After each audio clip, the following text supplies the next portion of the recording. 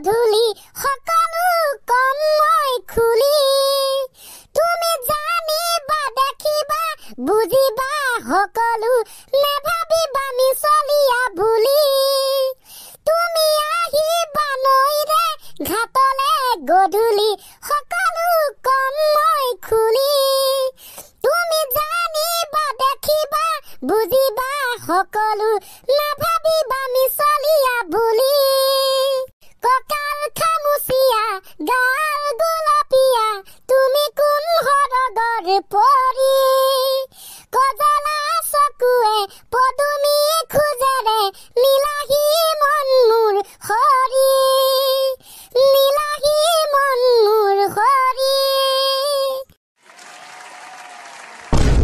আও হৰি আও ৰাম পইচা পালে শিলং ফুৰিবলৈ যাম গুড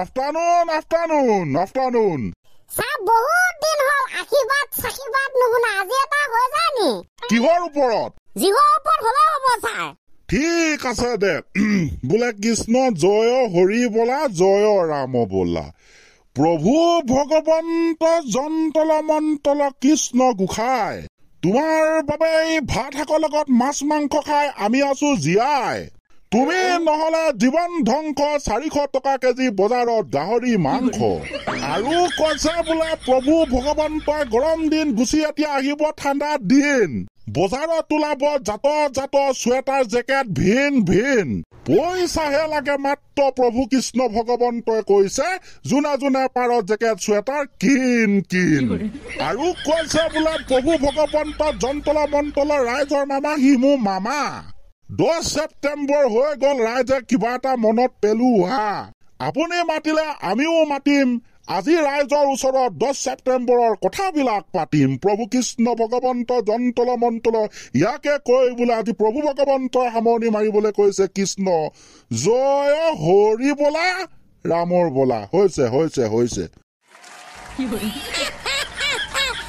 আজি কিন্তু আপুনি আশীৰ্বাদৰ মন্ত্ৰ সঁচাকে জন্তল পন্তল লগাই দিছে কোনে পায় আৰু এইবাৰ সঁচাকে দে গাইছ কোনে পায় আৰু হয়তো আপোনালোকে খুব আজি কালিৰ পৰা মানে আজিলৈকে পুৰা ট্ৰেন্ডিঙৰ এটা বস্তু দেখি আছে সেয়া হৈছে 10 ছেপ্টেম্বৰ কি 10 ছেপ্টেম্বৰ কিবা এটা খোৱা বস্তু নহয় পিন্ধা বস্তু নহয় ঘূৰি ফুৰা বস্তু নহয় এয়া হৈছে এটা বিষয় যিটো হৈছে হিমন্ত বিশ্ব শৰ্মা ভাৰ্চেছ গৌৰৱ গগৈ তাকেহে 10 ছেপ্টেম্বৰ আছিলে সেইটো দিন যিটো তাৰিখত নেকি গৌৰৱ গগৈয়ে নাই জেলত যাব লাগিব নাই আমাৰ অসমৰ মুখ্যমন্ত্ৰী হিমন্ত বিশ্ব শৰ্মা ডাঙৰীয়াই পদত্যাগ কৰিব কিন্তু গাইছ আপোনালোকে তো গম পালে সকলো দেখিয়ে আছে কালি আছিল 10 ছেপ্টেম্বৰ আজি 11 ছেপ্টেম্বৰ এদিন পাৰ হৈ গ'ল না কোনোবাই জেললৈ গ'ল না কোনোবাই পদত্যাগ কৰিলে গতিকে ছচিয়েল মিডিয়াই আজি ভাইৰেল হৈছে 10 ছেপ্টেম্বৰ তাৰিখে ৰিলিজ হোৱা চিনেমাখন হৈ পৰিল ফ্লপ অসমৰ ৰাইজে হেয়া বিবেচনা কৰিছে আচলতে কথাবিলাক কি হয় গম পাইছে গাইছ আপুনি মই হিহে কংগ্ৰেছ বিজেপি কৰি ফুৰো আচলতে এইবিলাক একোটা হৈছে কেৱল ৰাজনৈতিক ক্ষেত্ৰ ৰাজনৈতিক বিষয় সাংসদ হোৱাৰ আগতে গৌৰৱ গগৈয়ে পাকিস্তানলৈ গৈছিল তাৰ পাছত এতিয়া বিষয়টো ওলাই আছে গতিকে বন্ধুসকল কথাবিলাক বুজিবলৈ চেষ্টা কৰক এইবিলাক হৈছে একোটা মাত্ৰ ৰাজনীতিৰ বিষয় হয় ৰাজনৈতিক ইস্যু আহি আছে 2026 চনত ইলেকশ্যন তাৰ বাবে যোনে হলো ৰাজনৈতিক ইস্যু বনাবই লাগিব আপুনি মই ইয়াত হালা হুলস্থুল কৰি লাভ নাই আমি যাকে হলো চৰকাৰ বনাবই লাগিব গতিকে বুৰ্বক মাত্ৰ নবনিব ইয়েস ছচিয়েল মিডিয়াত উলিয়াই মানুহৰ ব্ৰেইন কিয় ৱাশ কৰিব লাগে আমাৰ কথা হল জেলত ভৰক যদি বেয়া কাম কৰিছে বস দ্বিতীয় কথা আমি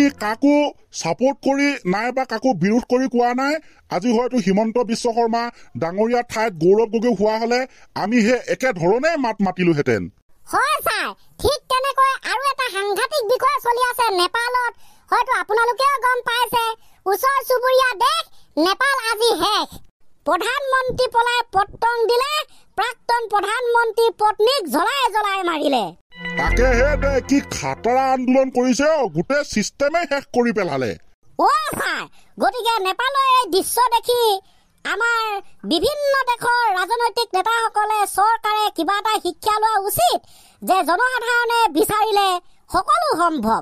জনসাধাৰণে ভাঙিবও পাৰে, চৰকাৰ পাতিবও পাৰে, সেই একেদৰে চৰকাৰ ভাঙিবও পাৰে। নেপালত কি হ'ল সেই একেই ঘটনা, 2 দিনত চৰকাৰ হ'ল চাফা। এতিয়া নেপালত কি অৱস্থা হ'ব? সেই বাংলাদেশৰ দৰে হ'ব, শ্ৰীলংকাৰ দৰে হ'ব, সেই পাকিস্তানৰ নিচিনা হ'ব। প্ৰথমতে আৰু 2 দিন পাছত পানীত হাঁহ নচৰা অৱস্থা হ'ব। চৰকাৰ যিহেতু শেষ, গঠন হ'বলৈ সময় লাগিব। দেশৰ অৰ্থনৈতিক দুৰৱস্থাই দেখা দিব অৰ্থনীতি খতম।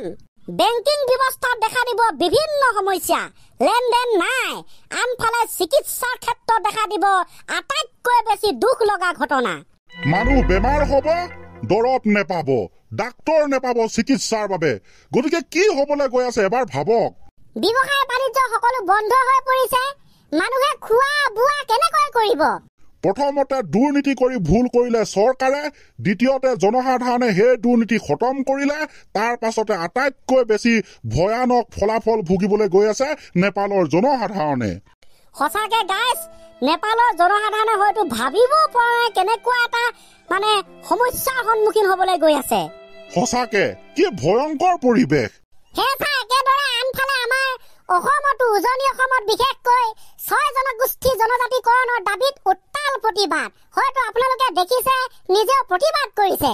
হাজাৰ হাজাৰ লাখ লাখ মানুহ জনসাধাৰণ ওলাই আহিছে প্ৰতিবাদস্থলীলৈ, ৰাজপথলৈ। সেয়াই আৰু প্ৰতিবাদৰ অবিহনে কিবাটো সম্ভৱ নহয়। যি কি নহওক, আমি আজি বহুত পাতিলো। প্ৰথমটো 10 ছেপ্টেম্বৰ, তাৰ পাছতে নেপালৰ সমস্যা, তাৰ পাছতে এয়া। তো আপোনালোকে 10 ছেপ্টেম্বৰ কালি কথাটোক লৈ কি ভাবে কমেণ্ট কৰিবচোন।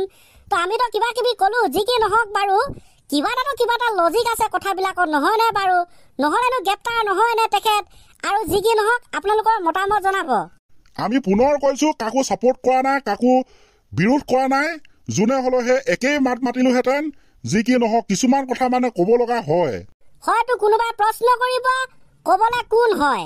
আমি কৈছো কথাবিলাক ক'বলৈ মন যায়। তো যি কি নহওক আজিলৈ ইমানে আছিল। নেক্সট কাইলৈ পৰা বেলেগ এপিছড হ'ব। তো কথাবিলাক ওলালে বাবে আমিও ক'লো। তো গতিকে আজিলৈ ইমানতে আজি খতম কৰিছো। আমিও যাওঁ, আপোনালোকেও বিদায় লওক, ভাত চাত খাই লওক। ৰাতি যদি হৈছে, দিনত যদি অকণমান শুই লওক। তো তেন্তে ইমানতে আজিলৈ শেষ হৈছে। Bye bye. Bye bye.